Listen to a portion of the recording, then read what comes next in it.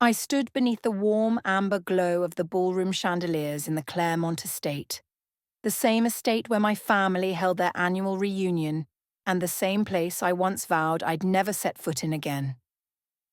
But now, at 38, I returned, not for forgiveness, nor for nostalgia, but because I knew this was the moment they'd finally have to see me. Not as a shadow, not as the invisible little secretary, but as someone they had never truly known. I moved past the polished laughter of my cousins in their bespoke suits, past the judgmental glances from Aunt Martha, who once told me without flinching that girls shouldn't dream of leading, just marry someone who does. I stood quietly beside the buffet table, my navy blue dress carefully chosen to be understated, just like the role I had been playing for over a decade, the silent, forgettable woman who belonged nowhere important. Charlotte? Still working at that little accounting office? Aunt Martha's voice rang like a spoon-tapping crystal, cool, sharp, and perfectly condescending.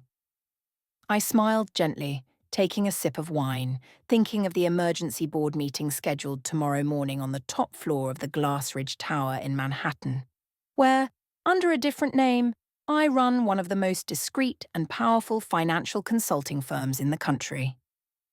If anyone ever told you revenge is impulsive, I'd invite them to sit down, offer them a cup of coffee, perhaps from the very chain I now own, and tell them how a woman can turn dismissal into strategy and how every insult can become a share of stock valued by the laughter of those who once said she'd never amount to anything.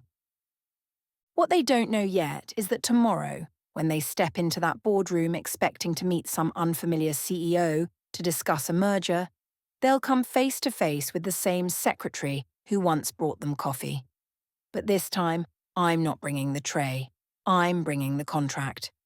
10 years ago, I stood in that very same estate, though back then I wasn't draped in quiet power, but in the fragile confidence of someone still naive enough to believe that talent and ambition were enough. I had just graduated from Wharton, armed with an MBA, a scholarship certificate still neatly folded in my bag, and a business plan that had consumed every waking moment of the previous year. It was bold. Too bold, some said. But I believed in it with everything I had. I believed it could change how we rescue companies on the brink. I believed it might change how the world saw me. That night, during the family's quarterly business supper, when the men loosened their ties and the women quietly disappeared into the kitchen with the caterers, I found the courage to speak. I presented my idea, not at the dinner table, but in the den, where the real decisions were made. I walked in holding printed pitch decks and projections, thinking, foolishly, that logic and vision would earn me a seat at the table. Instead, I earned laughter. Consulting? Uncle Charles scoffed, swirling bourbon in his glass like it held the wisdom of Wall Street itself. You don't build empires by giving advice, Charlotte. You acquire, you control. He waved me off like a waiter who had brought the wrong drink. My cousins, Paul, Andrew, and Daniel, all neatly groomed for succession in the family's network of holding companies, barely looked up. To them, I was still the little girl who handed out napkins at Grandma's 70th birthday. They smiled politely, some awkwardly, but their eyes told me everything. I wasn't one of them. Not by their standards. Not ever. "Why don't you come work for Apex Freight, sweetheart?" Paul offered condescendingly. "Start in operations.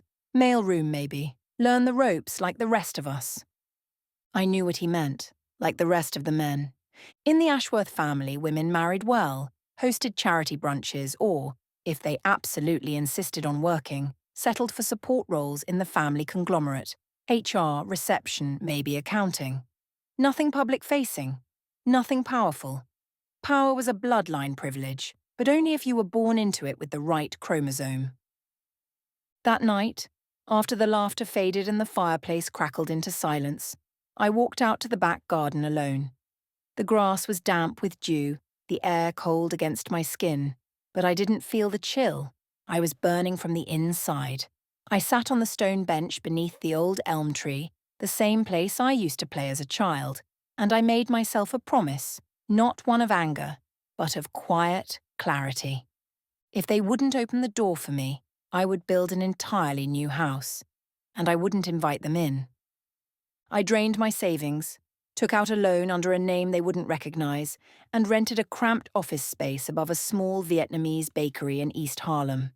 The wallpaper peeled, the heating barely worked, and the paint on the ceiling flaked off during rainstorms. But it was mine. No one knew I was there, and that was exactly the point. I called it Stonebridge Consulting, a name that sounded old and established, like the kind of firm people trusted when everything else had failed them. I had no connections, no clients, and no backup. But I had something they hadn't accounted for: the ability to listen. While the big firms drafted spreadsheets and quoted fees higher than their clients' payrolls, I sat in dusty back rooms with business owners on the verge of collapse. I listened to their frustrations. I studied their operations down to every misfiled invoice and idle employee. And I made it my mission to pull them back from the edge. My first client was a family-run textile manufacturer in Trenton that had been in business for 57 years. They were drowning in debt after a predatory merger attempt by a larger logistics firm, the very kind of deal my own relatives specialized in. I worked night after night, negotiating with creditors, restructuring workflows, cutting inefficiencies, not because anyone believed I could, but because failure wasn't an option I could afford. I didn't sleep much, but after 5 months, their books were clean, their production was up 31%, and the bank stopped calling. Word spread, not loudly, but steadily. Stonebridge became a name whispered between desperate CEOs and stubborn founders who had been told no by every major player. And through it all, my name never appeared on a single legal document. I became invisible by design. Every team member I hired signed airtight NDAs. I paid well, treated them better, and insisted on silence. My cover: administrative assistant at a mid-tier investment office, close enough to finance to feel plausible but obscure enough to bore anyone who asked. Even my family, on the rare occasions they bothered, would nod absently and move on, assuming I had plateaued like they predicted. They didn't know that, just 5 years in, Stonebridge had expanded to 6 cities, handled more than $800 million in distressed assets, and quietly outmaneuvered half a dozen acquisition attempts by Ashworth-linked companies. Each time one of their ventures failed to land a deal, they chalked it up to bad timing, market shifts, or poor internal strategy. But it was me, watching, waiting, and protecting businesses they tried to gut for parts. They never thought to look behind the curtain. After all, who would suspect the girl who brought them coffee was also the architect of their biggest failures? They were arrogant enough to believe I wasn't a threat. I was careful enough to make sure they were right, until I was ready to prove them wrong. The early years of Stonebridge Consulting weren't glamorous, and truthfully, they weren't meant to be. While my family revelled in champagne galas and quarterly earnings reports printed in glossy binders, I spent my evenings hunched over spreadsheets in a drafty office above Lynn's Bakery on 112th and Clay. The walls were so thin I could hear every order of foe shouted from the kitchen below, and some nights, when the boiler failed again, I worked in gloves, my breath clouding the air like a ghost of the warmth I didn't yet have. But none of that mattered, because I was building something they couldn't see, and more importantly, couldn't destroy. I started small, deliberately so. No press, no website, no names on doors. Every client came through whispers, referrals passed over hushed phone calls, or in folded notes at desperate luncheons. I didn't want recognition. I wanted results. My clients weren't the type that made headlines. They were the forgotten, the underestimated, the family-run shops and inherited businesses drowning in legacy debt and predatory offers. I took them in, one by one, and slowly began pulling them back from the edge, never signing a single document in my own name. Every hire I made was carefully selected, not just for skill, but for silence. My team was built on loyalty, not ego, and they understood that discretion was the price of entrance. They signed NDAs thick as novellas, with clauses that bound tighter than blood, because I couldn't afford a single leak. Not yet. I kept my public role as Charlotte admin support intact, still clocking in at a mid-sized accounting office downtown where I answered phones and fetched coffee whenever my cover required it. No one paid me much attention there, which was precisely why I stayed. Behind the scenes, Stonebridge grew at a pace that would have made headlines. Had anyone known it existed? We expanded into 5 cities, then 8. Our restructuring strategies began catching the attention of corporate circles, though no one could quite trace where they came from. A rumour started that we were a shadow firm for hedge funds, or a retired billionaire's side project. I never confirmed or denied any of it. The mystery served me. By year 6, our client list included over a dozen companies once targeted for hostile acquisition, some of which had been marked by Ashworth Holdings, my own family's umbrella firm. That wasn't a coincidence. With every project we took on, I researched not only the client's internal problems, but who was circling them, waiting for collapse. More often than not, I found familiar fingerprints. My cousin Paul's name on acquisition memos, Uncle Charles's firm registered as a silent bidder, or Apex Freight, sending feelers through shell partners. It was like watching vultures circle a wounded animal, and I was determined to be the one who stitched up the wound before the scavengers arrived. One case in particular stays with me. Fieldgate Manufacturing, a mid-sized tool and die company in Ohio, run by a second-generation owner who had poured everything into keeping his father's legacy afloat. He came to us after being told by 3 major firms that he was beyond saving. I spent weeks embedded in their operations, sleeping 4 hours a night in a rented motel outside Dayton, unraveling years of mismanaged logistics and bloated expenses. When the numbers finally turned around and they saw black ink on their books for the first time in 4 years, the man cried in his office and hugged me like I was his daughter. What he didn't know was that while we were saving his company, we were also blocking a silent acquisition attempt, one that had been orchestrated by the same Ashworth division that once told me to stay in my lane. This wasn't just business anymore. It was personal. Every client we saved was another quiet defiance, another brick laid in the foundation of something bigger than revenge. It was restoration, for them and for me. Still no one knew. Not my mother, not my friends, not even the mentors who had believed in me when I had nothing but a vision. I carried the burden alone, because to reveal the truth too soon would have given the Ashworths a target. And the one thing I had learned from growing up in that family was this: never show your hand until the table is yours. So I kept the game going. When family visited New York, I wore my old office lanyard and talked about filing invoices and handling vendor calls. When Aunt Martha asked why I hadn't found a husband yet, I smiled and told her I was still holding out for someone who didn't think ambition was unattractive. They laughed, of course, and offered to help me find someone appropriate. They never looked closer, never asked the right questions, never thought to wonder how I afforded the apartment I lived in, or why I never complained about money like I used to. They didn't see the confidence in my stride, or maybe they saw it and dismissed it the way they always had, like it didn't mean anything. But I was watching them, and I was waiting.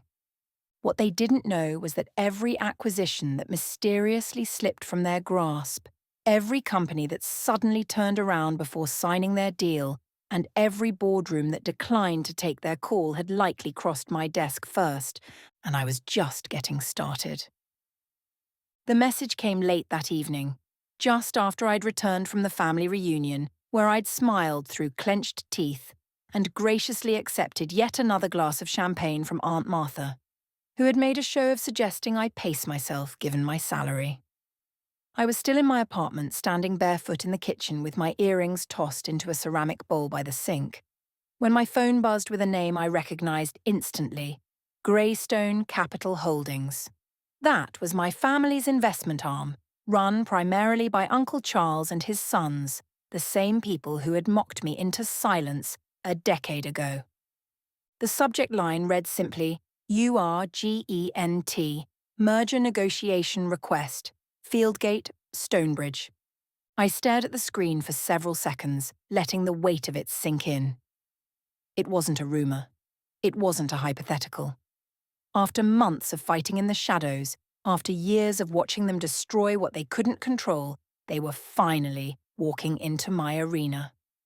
What they didn't know, what they couldn't possibly know, was that the gate they were about to walk through wasn't just Fieldgate's conference room. It was a trap I had been setting for over a decade. The irony was poetic. They had failed to acquire Fieldgate outright, an operation that had cost them months of posturing and millions in baited negotiations. Now, desperate and outmaneuvered, they wanted to merge. And in order to do that, they needed approval from the consulting firm that had pulled Fieldgate back from collapse, Stonebridge. My firm. The meeting was set for the following morning at 9 a.m. in the Midtown boardroom I'd designed myself. Floor-to-ceiling windows overlooking the city they thought they ruled. A long black walnut table where every chair had been intentionally selected to remind those who sat in them that they were not in charge. I had stood in that room countless times, often behind the scenes, ensuring that my identity remained buried. But tomorrow that silence would end. I barely slept, not from nerves but from anticipation. I rose early, choosing my wardrobe not for fashion but for symbolism. A deep charcoal suit with a high collar, simple but sharply tailored, commanding without apology. My assistant, Renee, greeted me at the elevator with her usual composed efficiency and a glint of understanding in her eyes. "They're early," she said as we walked. "Your uncle looks unsettled, and your cousin Nathan insisted on handling legal." His voice cracked when he introduced himself to the receptionist. I smiled, not out of spite, but from the quiet satisfaction of knowing the stage was finally mine. "Let them wait," I said. "They're used to thinking they own the clock." As we approached the boardroom, I could already hear them through the doors. Uncle Charles's clipped baritone issuing instructions, Nathan trying too hard to sound in control, and Aunt Martha, despite not being on the official roster, chatting idly in the background, likely here to lend family support, though I suspected she simply didn't want to miss the power play. "They've asked about coffee 3 times, Renee added, holding back a smirk. "I told them the assistant was delayed." I nodded, checking the time. 8:59 a.m. Perfect. At exactly 9, I pushed the doors open, stepping into a room thick with entitlement and assumption. My uncle was seated at the head of the table as expected, flanked by Nathan and his brother Henry, both in matching navy suits and identical smug expressions. Across from them sat Fieldgate's CEO, Mr. Landon, composed but visibly wary. It took less than 5 seconds for the room to fall into stunned silence. Aunt Martha was the first to speak. "Charlotte, what on earth are you wearing, dear? And where's the coffee?" I didn't respond right away. Instead, I walked calmly to the other end of the table, the actual power seat, and placed my folder down with intention. Then I met their eyes, one by one. "I don't serve coffee anymore, Aunt Martha," I said evenly. "In fact, I never really did." My uncle leaned forward, his confusion sharpening into irritation. "What is this? We were told the CEO of Stonebridge would be leading this session. Where are they?" "You're looking at her," I replied, sitting down. "I'm Charlotte Ashford, founder and CEO of Stonebridge Consulting." For a long moment, no one spoke. Nathan blinked furiously, opening and closing his mouth like he couldn't decide if he should deny what he heard or laugh it off. Henry's jaw had gone slack, and Aunt Martha had turned an alarming shade of pale. "This is absurd," my uncle finally barked, slapping the table. "You're a secretary. You've always been—" "A cover," I interrupted smoothly. "One that worked remarkably well, I might add. You were all so convinced I was beneath notice that you never once questioned what I was actually doing." Renee entered quietly then, distributing copies of the merger agreement to each person at the table before taking her place beside me. I gave her a nod of thanks, then turned back to my family. These documents outline the terms under which Stonebridge is willing to consider a merger with Greystone, I said. Your previous attempts to acquire Fieldgate were unsuccessful because we intervened, just as we did with Danforth Logistics, Minton Freight, and Regal Tech Industries. My uncle turned purple. You've been interfering with our operations? I've been saving businesses from you, I said without a trace of bitterness, and doing it better than anyone else. Nathan tried to recover, flipping through the documents as if expecting to find some loophole to invalidate what I'd just said. But the deeper he read, the more his confidence eroded. I could see the exact moment when he realized that the merger his firm had worked months to secure had actually been orchestrated by me, right under his nose. You can't do this, he muttered. We have leverage. You have nothing, I said, meeting his eyes. And we're now in a position to acquire a controlling interest in Greystone if we so choose. The room fractured. Aunt Martha gasped.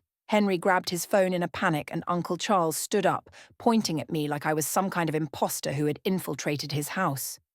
You betrayed this family. No, I replied, rising to meet him eye to eye. I survived it. The room didn't erupt all at once. It unravelled slowly, like fabric pulled thread by thread, until the once confident posturing of Greystone's executives dissolved into visible panic. Aunt Martha had gone eerily quiet, her fingertips twitching against her designer clutch, while Nathan, still clutching the merger contract with trembling hands, tried and failed to mask his growing dread beneath a paper-thin layer of outrage. Uncle Charles, however, refused to accept the new reality. His face, flushed and tight with fury, radiated disbelief as he leaned across the table, his voice low but venomous. You think you can hold this over us? You, Charlotte, have no idea what you're doing. This isn't a game. I met his gaze steadily, refusing to look away, because after a decade of pretending I didn't belong, I no longer needed their recognition to validate my power.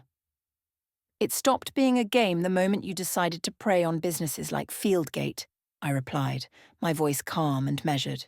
You came to that meeting expecting leverage, but all you brought was arrogance. Nathan slammed the contract down, his confidence now entirely unravelled. This is extortion. No, I said firmly, this is negotiation. The kind you taught me never to expect mercy from. At that, I turned toward Renee, who had remained by my side, silent and attentive. She handed me a small binder, the summary of Stonebridge's current portfolio and liquid assets. The very numbers that now positioned us to not only block Greystone's merger attempts, but to buy them out entirely. I slid the binder across the table without ceremony. Inside, I said, you'll find our standing offer. You have until 5 p.m. today to either accept the terms or prepare for a public battle you won't win. And, before you accuse me of being dramatic, remember this is how you've always done business. I simply learned the rules. Uncle Charles remained frozen, his expression shifting from rage to disbelief to something far more fragile. Regret. We gave you everything, he said, the words sounding hollow even to him. Education, opportunity, a seat at the table. I shook my head, not with anger, but with an ache I hadn't let myself feel in years. No, I answered. You gave me rules and boundaries. You gave me a ceiling and told me to be grateful for the floor. I built my own table because yours only had room for men. A heavy silence followed, broken only by the soft flick of Nathan's pen as he absent-mindedly tapped it against the edge of the table, still not grasping that the floor had just shifted beneath him. When I finally rose from my seat, I let my voice steady and cool. If you walk out of here today thinking I destroyed your legacy, you're missing the point. I didn't burn your house down. I just refused to let you burn everyone else's while you toasted to success. The words hung there as I turned toward Mr. Landon, who had sat quietly through most of the confrontation, watching carefully, absorbing every unspoken layer. "Would you care to explain to my family why you chose Stonebridge over their offer?" He straightened in his seat, adjusting his tie. "Greystone offered us numbers," he said. "Stonebridge offered us a future. We're up 48% in profitability since we implemented Charlotte's plan. For the first time in years, we're not surviving. We're thriving." Nathan looked like someone had punched the air out of his lungs. Henry sat back in his chair, suddenly pale. Aunt Martha clutched her pearls, though I wasn't sure whether it was habit or disbelief. Only Uncle Charles stood unmoving, still caught in the illusion that his name alone carried the weight it once did. I turned to Renee, who now held a second document, a summary of Stonebridge's shares and influence in Greystone's secondary investors. She handed it to Nathan, who barely had the strength to take it. "If you don't sign," I said softly, "we'll begin purchasing stock tomorrow. By the end of the quarter, we'll hold enough to dictate Greystone's board appointments. You'll still be in the room, but you won't be running it." "That's blackmail," Uncle Charles said again, quieter this time. "No," I repeated. "It's business. The kind you used to tell me I wasn't capable of understanding." And with that, I gathered the remaining documents, tucked them under my arm, and moved toward the door. Just before I left, I paused and looked back, not to gloat, but to leave them with the same grace they never offered me. "Oh, and Martha," I added almost gently, "that champagne you served last night? I own the vineyard now. Acquired it last year, along with the distribution network." She didn't speak. Her mouth parted slightly, but no words came out. "And that coffee you've been so eager to have someone pour this morning? It's from the cafe chain I acquired last spring. Turns out I can afford more than cheap instant after all." The door closed behind me on a room full of stunned silence. And for the first time in years, I didn't have to pretend. I didn't have to hide behind a false title or tuck my strength into small, invisible corners. I had taken everything they believed I wasn't capable of, and I had turned it into power. Not by crushing them, but by building something stronger in spite of them. And justice, I realized, isn't always about revenge. It's about being unshakable in the face of those who once told you to sit down and be small. The meeting ended not with shouting, but with silence. The kind that arrives when a truth too big to ignore finally settles into the room like dust after a long collapse.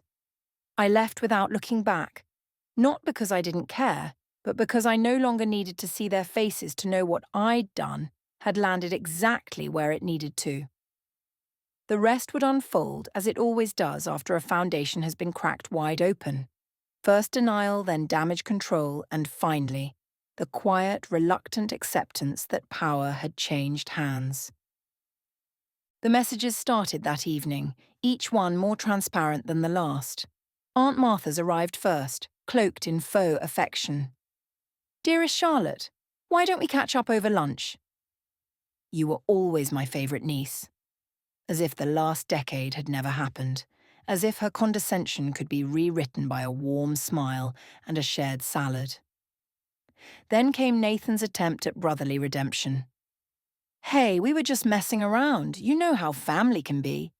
Maybe we talk about how we can all move forward together." I didn't reply. Not because I held anger, but because the time for those conversations had long passed. They had spoken clearly for 10 years, through indifference, through dismissal, through every moment they looked past me. And I had finally answered in a language they could understand. Results. By noon the next day, Greystone's board had already convened, moving swiftly to secure their own survival. Public filings were arranged, and the merger documents were signed without fanfare. Renee updated me between calls, her tone as calm as ever, though I could hear the satisfaction beneath it. Greystone's stock rose 27% within 48 hours of the announcement. Investors hailed the merger as visionary. The press called it a surprise consolidation led by a rising force in corporate restructuring, though they still hadn't connected the face they'd once ignored to the name-making waves behind closed doors. It didn't take long before the media caught up. The revelations spread quickly once someone linked my name to a series of previously anonymous takeovers. Headlines exploded with variations of the same stunned sentiment. Secret CEO unmasked. Charlotte Ashford's quiet empire. The woman who outsmarted Wall Street's old guard. From coffee fetcher to corporate giant. Aunt Martha attempted to save face by spinning the story as a heartwarming family success. Charlotte always had potential. This just proves how deep the entrepreneurial spirit runs in the Ashford bloodline, she told a business magazine. I responded by releasing archived video from a family gathering just 1 year prior, in which she had spent 20 minutes explaining why I was unsuitable for leadership and too emotional to run anything bigger than a desk. The footage went viral. She stopped giving interviews after that. Nathan took a different approach. He tried to claim he had known all along, that he'd helped me in subtle ways, as though his occasional nod at Thanksgiving had propelled me toward building a billion-dollar enterprise. Unfortunately for him, too many people had witnessed his stunned expression in that boardroom, and within weeks, his firm's biggest clients began pulling back, questioning both his judgment and his integrity. By the end of the quarter, he was asked to take an indefinite leave of absence. Only Henry, the quieter of the cousins, reached out with a semblance of sincerity. He asked for a meeting, not to negotiate, but to apologize. We met at a modest cafe in Brooklyn, far from the marble floors and valet services the Ashfords were accustomed to. He listened more than he spoke, admitted what the others wouldn't, and asked not for favors but for understanding. I gave him both. Because while I had no interest in rebuilding those bridges, I wasn't in the business of burning them either. But the most profound change didn't come from the headlines or the boardroom. It came in the moments no camera ever captured. The intern who slipped into my office one afternoon in tears, thanking me for proving that power didn't have to be loud or masculine to be real. The female founders who wrote letters sharing their own stories of dismissal and quiet resilience. The business schools that invited me to speak, not because of my last name, but because of what I'd built when no one believed I could. 3 months after the reveal, I stood on a stage accepting the Innovation in Business Award. I looked out at a crowd of CEOs, students, and colleagues, but my eyes settled on the woman in the front row, my mother. She had divorced out of the Ashford name decades ago, long before I understood why, and built her life on quiet independence. She had never pushed me to rise, but had always believed I could.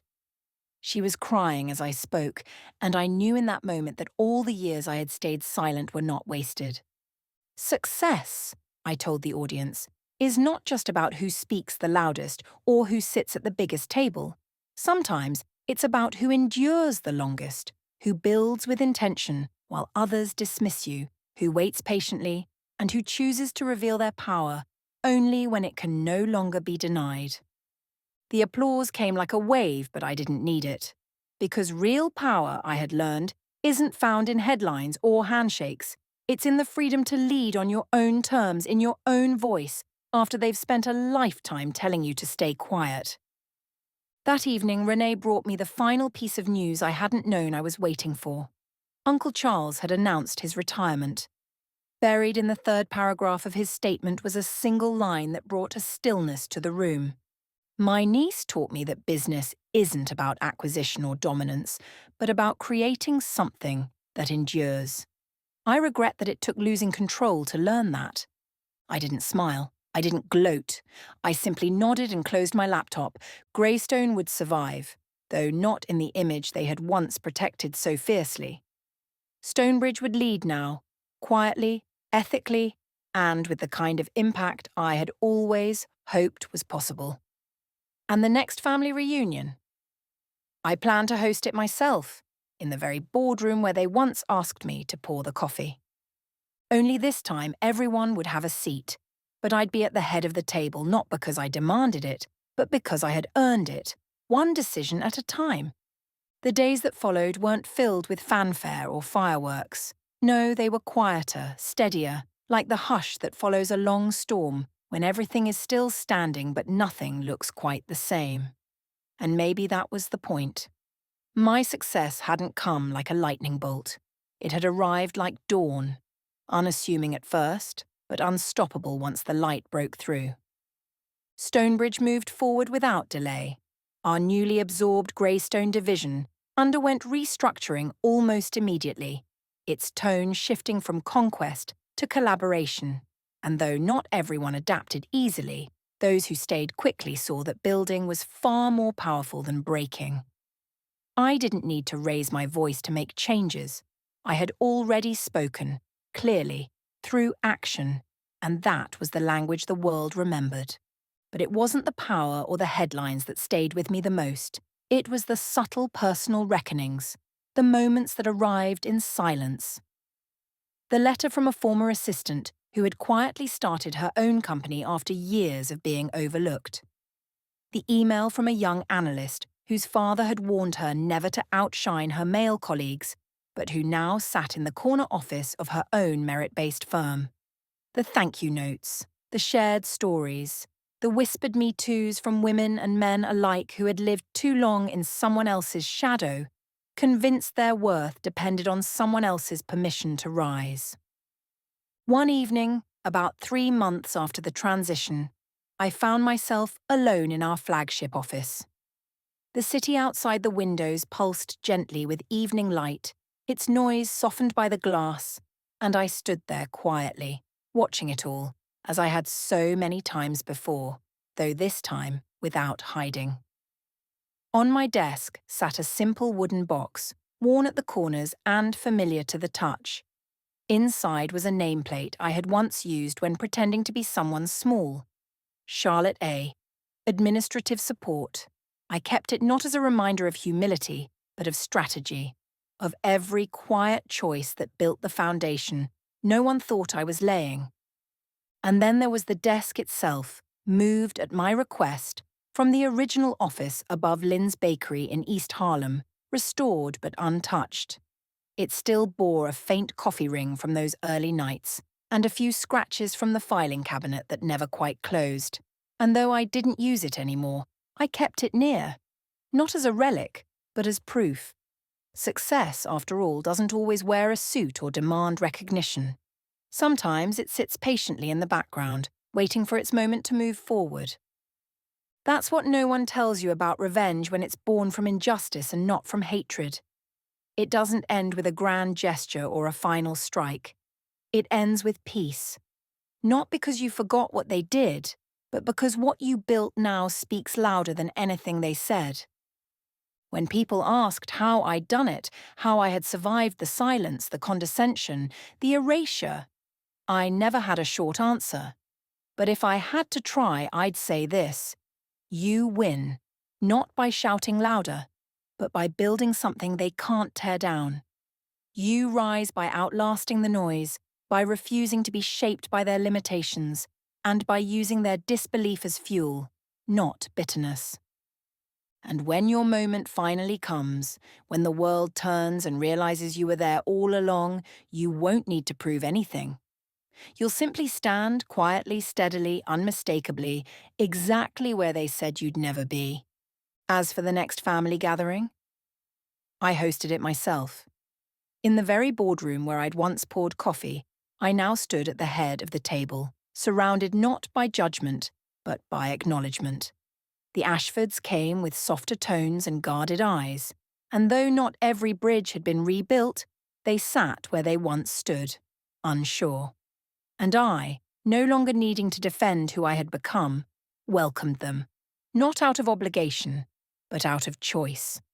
Because power, when earned the right way, never has to shout to be heard. And as the meeting ended and the room emptied, I asked Renee to bring in coffee, our best roast from the chain I now owned. This time, not to prove a point, but because it was good coffee. And the moment finally was mine.